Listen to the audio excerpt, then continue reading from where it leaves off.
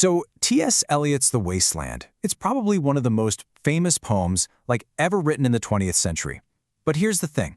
What if, for the last 100 years, we've all been missing a giant piece of the puzzle? A secret that's been hiding in plain sight this whole time. You know the opening, right? April is the cruelest month. For a whole century, we've seen those lines as the absolute voice of a generation just shattered by World War I. A masterpiece about post-war despair, spiritual emptiness, the whole nine yards. And honestly, for the longest time, that was the only story we told about this poem. But what if the poem is actually haunted by a totally different ghost? A much quieter, more invisible catastrophe. The 1918 Spanish flu. We're talking about a pandemic that killed up to 50 million people. And yet, it's like we barely remember it. It has this strangely faint echo in our culture, right? Which, leads us to a really big question. Why? Why is it that we remember something like a world war so vividly, but we collectively kind of forget a global plague that was in many ways just as devastating? Well, just think about how we process these things. A war, as awful as it is, it creates a story we can all share, right? You've got soldiers, you've got heroes, you build memorials. There's this idea of a shared, noble sacrifice. But a pandemic? It's the complete opposite. It's this intensely private, isolating battle you fight inside your own body, often alone in your own home. I mean, dying from a disease, it's not seen as some noble sacrifice for a bigger cause. It just feels like a random, totally helpless tragedy.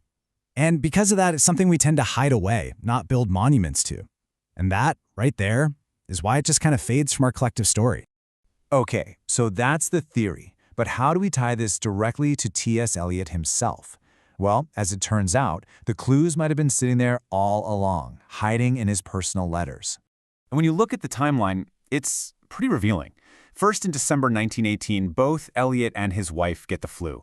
Then, for the next few years, his letters are just full of mentions of what he called a long epidemic of domestic influenza. And all of this leads to a complete nervous breakdown in 1921, literally as he's putting the finishing touches on the poem. For him, the pandemic wasn't some far-off idea. It was deeply personal. And it got to the point where, for Eliot, influenza wasn't just a virus anymore. He actually started using that word as a metaphor to describe the sickness he felt in his own home, the strain in his marriage. It's like the illness had spread from his body to infect his house, his relationships, and ultimately, his own mind. So, the big question is, how did all of that personal trauma actually make its way into the DNA of the poem itself? Well, let's dive into the text. Let's put on this new pandemic lens and see how the whole thing starts to read like one giant fever dream. You know how The Wasteland is famously difficult, right? It's all fragmented, it jumps between different voices and scenes without warning. We usually just chalk that up to modernist experimentation. But what if it's something else? What if it's what some researchers call delirium logic? It's an almost perfect literary description of the hallucinatory, disjointed world someone experiences in the grip of a really high fever. I mean, take a look at this famous line from the fire sermon. Burning, burning, burning, burning. Now, if you read that through the old lens, it's about spiritual torment, right? Hellfire. But put on the pandemic lens, and suddenly it's not just metaphorical. It becomes the raw, physical feeling of a body just consumed by fever. Or how about this one? This really desperate hallucinatory image. Sound of water over a rock, but there is no water. That is a pitch-perfect description of one of the worst symptoms for flu sufferers, that intense, overwhelming dehydration, where your thirst becomes this kind of torturous mirage. So what you start to see is that the very form of the poem is mirroring the illness.